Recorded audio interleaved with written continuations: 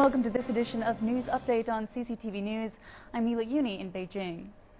There's been more violence in Egypt as security forces stormed a mosque in central Cairo, occupied by supporters of ousted President Mohamed Morsi.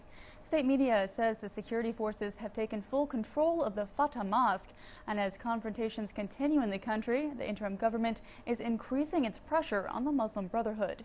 Ian McKinnell has more. The assault on the Al-Fat Mosque in Ramses Square began in the early hours of Saturday morning. The security forces exchanged heavy gunfire with armed men positioned in the minaret of the mosque. Security officials say their forces raided the mosque to prevent the Muslim Brotherhood group using it as a base for another protest camp. A large number of Morsi loyalists had taken shelter inside the mosque since early Friday, after clashing with security forces.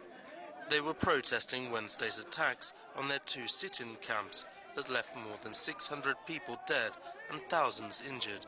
Later on Saturday, security forces moved in and secured the mosque, making scores of arrests.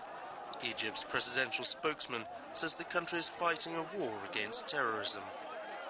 We will combat extremism and we will combat terrorism, not only by security measures, but by the rule of law, by making sure that we have the proper framework of human rights established, and by making sure that we're continuing our proper path to democracy, as we promised and we will fulfill.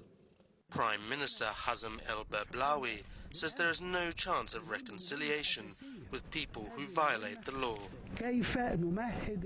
We want reconciliation, but there will be no reconciliation with those who have blood on their hands. There can be no reconciliation with those who raise arms against the state, its people and institutions. No state can move forward with this kind of fracture. In the meantime, tensions continue to rise. According to government figures, the death toll since Friday has risen to 173. Observers say these numbers will rise every day unless national reconciliation is achieved soon. Ian McKinnell, CCTV.